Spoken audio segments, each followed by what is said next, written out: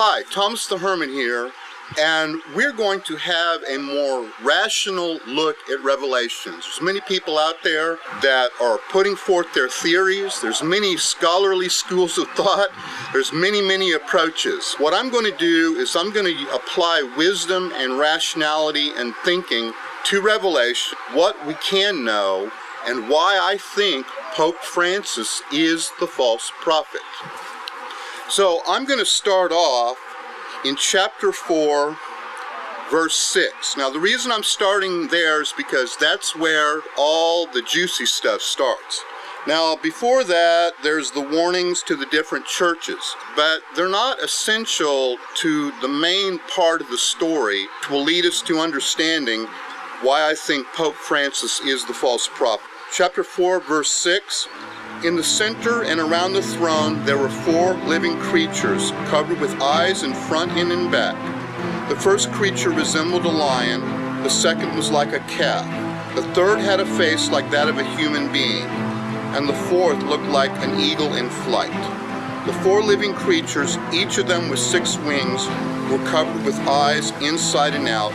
Day and night they do not stop exclaiming, "Holy, holy, holy is the Lord God Almighty, who was and who is to come."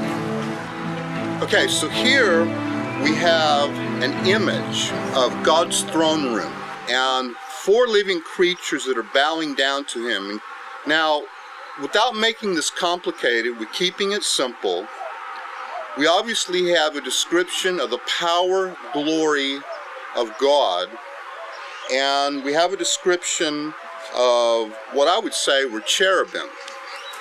Now there's other interpretations of that, and I'm fine with that because it's rich in symbolism, but for our purposes we're starting off with God, his power, his throne, and with the cherubim worshiping him. As we're continuing on, we go to chapter 5 of Revelations. I saw a scroll in the right hand of the one who sat on the throne. It had writing on both sides and was sealed with 7 seals. Then I saw a mighty angel who proclaimed in a loud voice, "Who is worthy to open the scroll and break open its seal?" But no one in heaven or on earth or under the earth was able to open the scroll or to examine it. I shed many tears because no one was found worthy to open the scroll or to examine it. One of the elders said to me, "Do not weep. The Lion of the tribe of Judah, the Root of David, has triumphed, enabling him to open the scroll with its 7 seals." Okay, right there we have a description of the beginning of what interests us, the 7 seals. Now, who's worthy to open it? Well, clearly it's describing that Jesus is worthy to open the 7 seals. This actor, Jesus, is worthy. He's described as the Holy One. He's described as the one who is worthy. So he is worthy to open the 7 seals. Let's look at the first seal. We're on chapter 6, verse 1. He's going to open the 7 seals. Here's the first one. Then I watched while the Lamb broke open the first of the 7 seals, and I heard one of the 4 living creatures cry out in a voice like thunder, "Come forward." I looked, and there was a white horse, and its rider had a bow. He was given a crown, and he rode forth victorious to further his victories. Okay, so we have the first seal broken, and a victorious rider comes forth. What can we know from that? That there's going to be a great conqueror. Now we're going to move on. So I'm trying to keep it simple. When he broke open the second seal, I heard the second living creature cry out, "Come forward."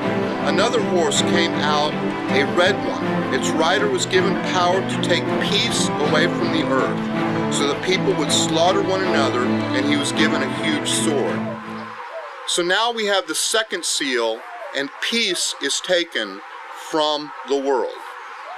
We do not have to be rocket scientists to understand that peace, or the removal of the presence or God's blessing, has been removed from the world. When he broke open the third seal, I heard the third living creature cry out, "Come forward." I looked, and there was a black horse, and its rider held a scale in his hands.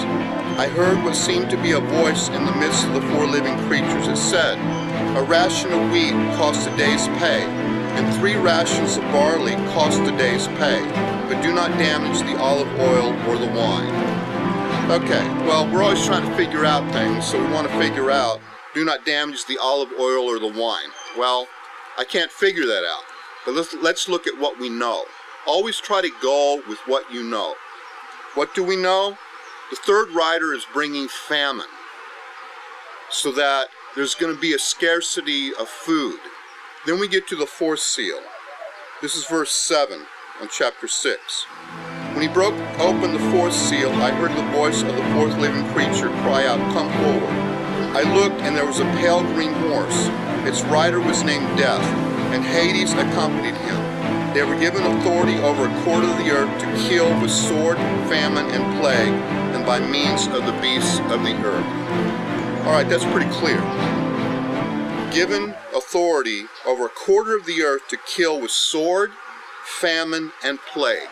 Sword, war, famine, we already talked about that, furthering scarcity of food, water, resources, and plague, disease.